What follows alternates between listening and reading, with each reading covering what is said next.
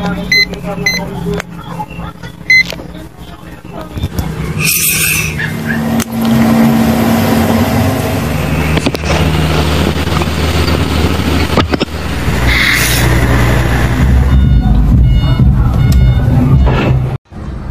back to our YouTube channel mga master. So for today's video is meron akong tanggap dito na Redmi 9A. So ang problem nito is hindi siya nagpa-power on, hindi na siya nagcha-charge. So gamit lang to kagabi, and then pagising daw niya is hindi na siya nagcha-charge at hindi na siya nagpa-power on. So sa mga ganitong issue mga master is pwedeng LCD, blackout siya, naiipit, nabagsak, ganyan.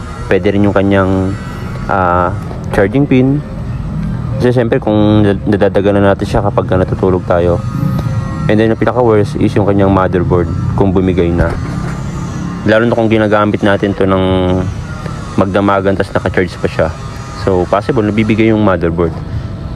So ito i-check natin maigi mga master is babaklasin ko na siya para may test na natin yung mga parts niya. So ang pinakauunahin natin is yung kanyang charging pin. And then i-check din natin yung battery kung drained ba. So ayun yung mga i-check natin mga master. So keep on watching lang.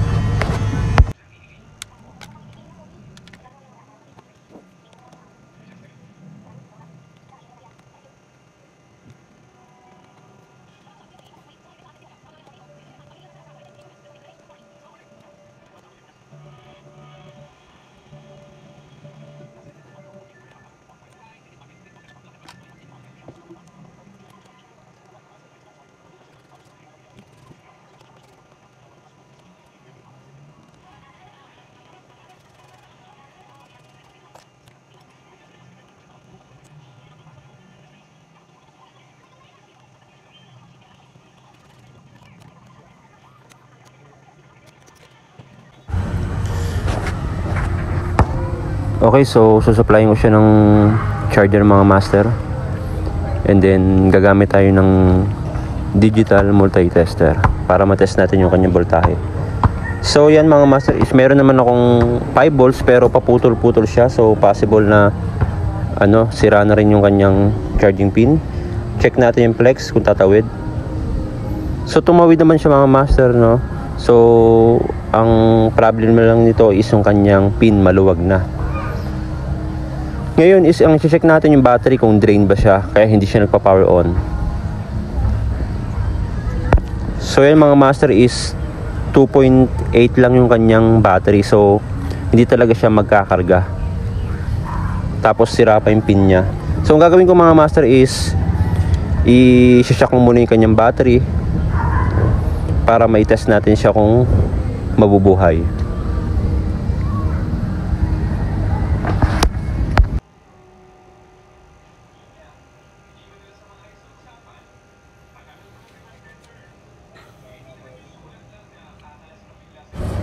Okay, so nasya ko na siya mga master at nabuhay yung yung cellphone. Ngayon ite-testing ko lang yung kanyang charging. So yan mga master is nag-charge naman siya pero kapag nagalaw siya kahit konti is naglulus. So ang pinaka problem lang nito is yung kanyang charging pin. So yun yung ating papalitan mga master. So tatanggalin ko na yung kanyang pinaka charging board para mapalitan na natin siya ng bagong charging pin.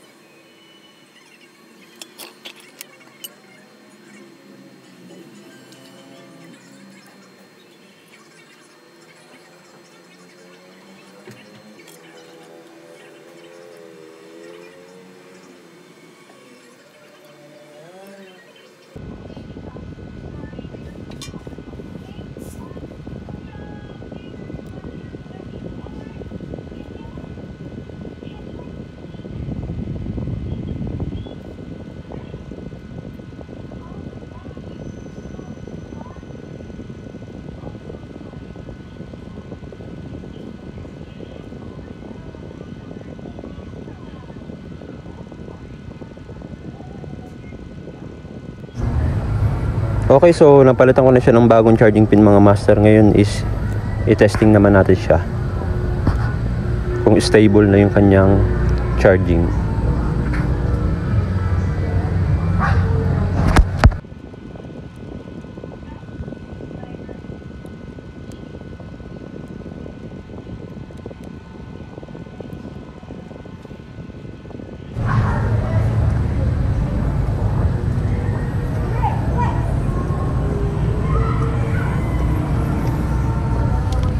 So yun mga master, is charge na siya at hindi na rin siya naglulus. So kahit galawin natin siya is stable na yung kanyang charging. So yan, okay na to mga master. So success na yung repair.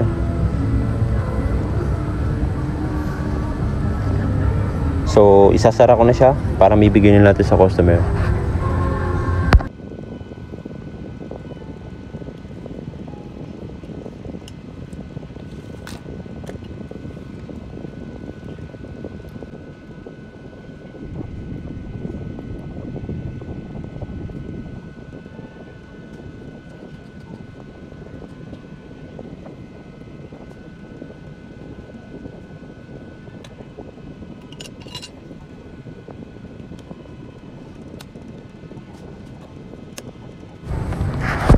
Okay, so yun mga master, so ganyan lang ka-basic mag-troubleshoot ng ganitong problem ng cellphone na bigla na lang siya hindi nag-power on. So yun lang yung mga kailangan nyo i-check. Kung nagba-vibrate siya, possible sira yung kanyang LCD blackout. Pero itong kasing ni-repair natin is kahit vibrate wala siya, no? And then check natin lahat ng possible. So sundan nyo lang yung tutorial na to mga master, is malalaman nyo rin kung ano yung sira ng inyong nire-repair. So sana nakatulong sa inyo yung tutorial na to, and please i-share nyo rin sa mga kakilala nyo para maraming maabot ng video natin na to at maraming matulungan. So kung di ka pa nakasubscribe mga master, is please subscribe ka na sa aking YouTube channel para ma-update ka kapag may mga bago akong tutorial na i-upload. So salamat sa panonood and God bless.